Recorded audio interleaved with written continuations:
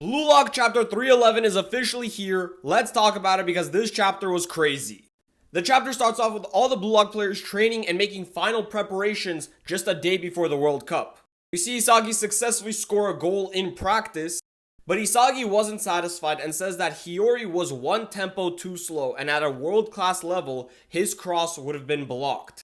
Hiyori responds by saying that he understands what Isagi is saying, but doing everything all at once is impossible, and Karasu chimes in by saying that Isagi is asking too much of them and that Hiyori is still stiff before the match.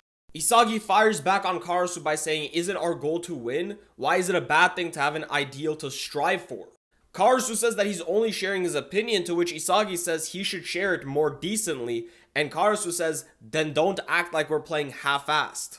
That's when Aiko has to step in and break it up between the two of them before they get into a fight.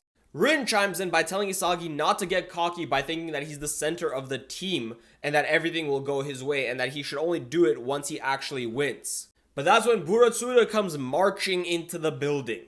Igo tells him that he has no right of actually being there, to which Buratsura replies by saying that he has no intention of interfering with their training and he just wants to let them know about the deal him and Igo made.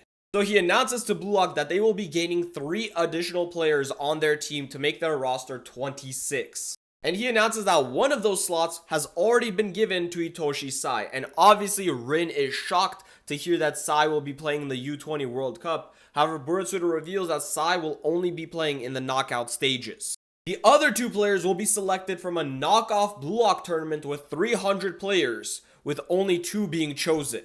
And among those 300 players, one of them is Kira. Buratsura also mentions that they plan to stream the finals as a massive media broadcasting event.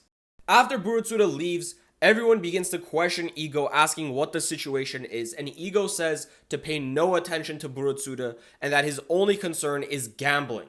Isagi then asks Igo what happened to the rule of not being able to play in Japan's national team if you fail in Blue Lock. To which Igo responds by saying if Kira comes back, he won't use him. He says the decision to use players does not belong to Buratsura, it belongs to him. Igo says that if they don't win, he'll be expelled from Blue Lock either way, but his philosophy will stay the same, and so should theirs. He says that he'll risk everything to make Japan win the World Cup, and until that happens, Blue Lock won't be handed over to anyone.